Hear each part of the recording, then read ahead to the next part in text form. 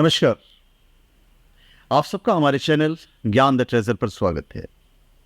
इस वीडियो में हमारे स्पिरिचुअल गुरु आचार्य सुनील सोनी जी ये बताएंगे कि क्या एस्ट्रोलॉजी, वास्तुशास्त्र, न्यूमरोलॉजी, सिग्नेचर एनालिसिस, ये सब या और भी बहुत सारी चीज़ें होंगी जो ये बताएंगे, ये सब एक दूसरे से कहीं ना कहीं कनेक्टेड है क्या? बेसिकली जैसे इन्होंने अच्छा सवाल किया है कि ये बहुत जानना ज़रूरी होता है कि हमारा जो बेस है वो ज्योतिष है, एस्ट्रोलॉजी है, और उसके साथ में कनेक्टेड ये सारी अकल साइंस की विद्याएं हैं। जैसे वास्तुशास्त्र है, टारो कार्ड रीडिंग है, न्यूमरोलॉजी है, सिग्नेचर एनालिसिस है, पामिस्ट्री है, हाथ देख के भी हम किसी के बारे में बता सकते हैं, उसकी चीज़ें को बता सकते हैं। ये जो सारी विद्याएं हैं, ये विद्याएं क्यों हैं? तो ये हमारे जीवन को सरल बनाने के लिए ये विद्याएं हैं। अब मैं बता दूं कि जैसे ज्योतिष जो है वो एक आपका बेस है। अब उसके अंदर हमने बोला कि आपकी कुंडली की बेस है, तो वो कुंडली के लिए हमें बर्थ टाइम चाहिए, बर्थ डेट चाहिए और बर्थ प्लेस चाहिए। अगर ये आपके पास में से कोई भी एक चीज़ मिसिंग है तो हम आपकी कुंडली नहीं बना सकते। अब कुंडली नहीं बना सकते तो आपके सवाल के जवाब या आपके प्रॉब्लम को रिजोल्व नहीं कर पाते, और आपके सवाल के जवाब को हम रिजोल्व नहीं कर पाते तो हमारे पास क्या ऑप्शन है? तो हमारे पास में ये दूसरी जो विद्याएं हैं वो उसके साथ में कनेक्टेड है। इसीलिए जैसे कि मैं एक एग्जांपल दे दूं कि मैंने एक व्यक्ति की कुंडली देखी और उस बेटी की या बच्ची की शादी नहीं हो रही है। अब उसके 30 साल उसके हो गए, उसके माँ बाप बहुत चिंता कर रहे हैं, उसकी शादी नहीं हो रही है। हमने कुंडली देखी, उसके अंदर उनके योग चल रहे हैं, उनकी दशाएं चल रही है, उनका जो रेमेडीज़ बताया वो भी उन्होंने कर लिया, फिर भी उनकी शादी नहीं हो रही है। ऐसा क्यों हो रहा है? तो मैंने क्या किया कि चलो इसके जगह पे हम उसके घर पे जाके उनका वास्तु देखते हैं। तो वास्तु के अंदर एनर्जी का बेस होता है। तो ये एनर्जी जो है, उस एनर्जी के ऐसी एनर्जी होती है जहाँ पे वो घर के अंदर उनको पकड़ के रखती है। अब वो उस जगह पे अगर वो बच्ची सो रही है तो घर की एनर्जी उसको बाहर थ्रो नहीं कर रही है। अब बाहर थ्रो न करने की वजह से उसकी शादी नहीं हो पा रही है या बाहर नहीं जाती है। और अगर बाय मिस्टेक आपने ज़बरदस्ती उसकी शादी कर ली तो भी वो एनर्जी उसको खींच के वापस लेके आएगी कि वो उसका डिवोर्स हो जाएगा और या तो वो वापस आ जाएगी। तो इस तरह से हम क्या करेंगे, वहाँ पे अगर एक काम नहीं हुआ तो वास्तुशास्त्र को कनेक्ट करके हम उसकी दिशा जो है वो ऐसी दिशा में हम सुला देते हैं उनको 15 दिन के लिए कि जहाँ पे वो दिशा जो है वो एनर्जी उसको बाहर फेंकती है, तो उनकी शादी तुरंत हो जाती है। ऐसे ही प्रमोशन नहीं मिलता है कई बार, तो उसमें भी हम देखते हैं कि कई बार हमारे पास सवाल आता है लोगों का कि भाई हमें 5 साल हो गया, हम बहुत मेहनत कर रहे हैं कंपनी के अंदर, हमें प्रमोशन नहीं मिल रहा है। तो उसकी जो दशाएं अच्छी चल रही है, उसकी कुंडली अच्छी चल रही है, उसने काफ़ी स्टोन पहने हुए हैं, तो हम जब वास्तु के द्वारा उनके वहाँ जाते हैं तो हमें पता चल जाता है कि वो फलानी जगह पे सो रहे हैं, जो एनर्जी ऐसी है कि जो दूसरों का भला कर सकता है, खुद का भला नहीं होगा।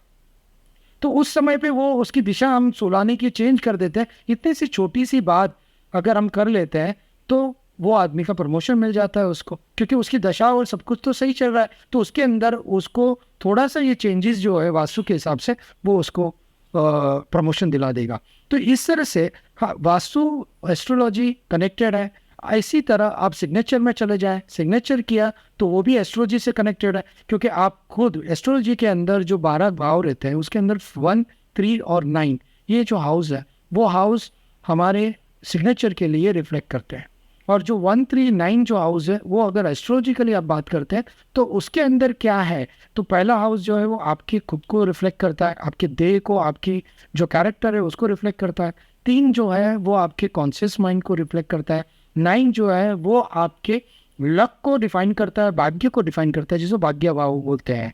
भाग्येश का बहुत बड़ा अपने लाइफ में अंदर इम्पैक्ट होता है, तो भाग्य भाव है, और वहाँ पे सबकॉन्शियस माइंड भी है। तो सिग्नेचर के द्वारा हम अपने दिमाग में जो मिरेकल्स है वो क्या बन रहा है, हमें क्या बनना है, वो चीज़ें हम सिग्नेचर के द्वारा मॉडिफाई करके एस्ट्रोलॉजिकली कनेक्ट करके हम इस तरह से उसका लाभ भी उठा सकते हैं।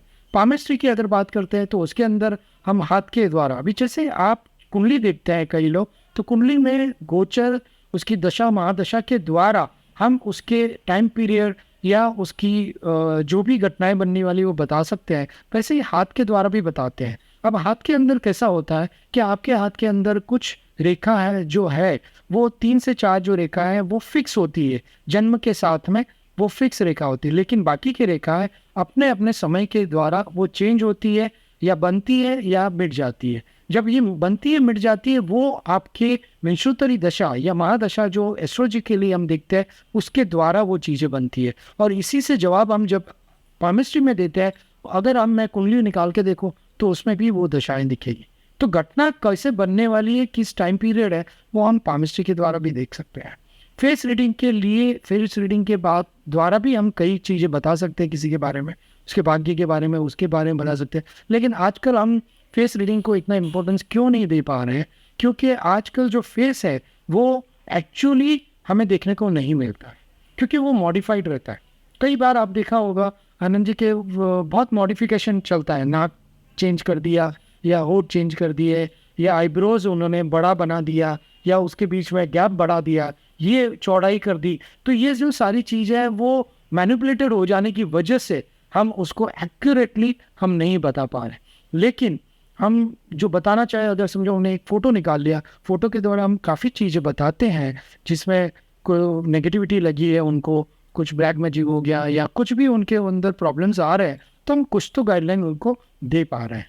तो मैनिपुलेशन अगर नहीं है तो हम उसको यूज़ करके दे सकते हैं। तो इस तरह से सारी विद्या है। सी बेसिकली हमारे लिए बात करें तो एज ए अकल साइंस के गुरु के हिसाब से या ज्योतिषाचार्य के हिसाब से अगर मैं बात करूं तो मेरे लिए क्या है कि एक व्यक्ति हमारे पास में एक सवाल लेके आया, उसके प्रॉब्लम लेके आया, मेरे पास में एक स्क्रू है, उस स्क्रू को मैं आइदर डिस्मिस से निकालूं, पकड़ से निकालूं या मेरे हाथ से खोल के निकाल लूं, मुझे वो स्क्रू निकालना है। तो मैं एस्ट्रोलॉजी यूज़ करूँ, पामिस्ट्री यूज़ करूँ, वास्तुशास्त्र यूज़ करूँ या न्यूमरोलॉजी या सिग्नेचर से यूज़ करूँ, ये मेरे लिए ये टूल्स है। कोई भी एक टूल्स का मैं उपयोग करके मैं उनके प्रॉब्लम को रिजॉल्व करूँ, इसके अलावा कुछ नहीं है। तो ये इंटरलिंक है।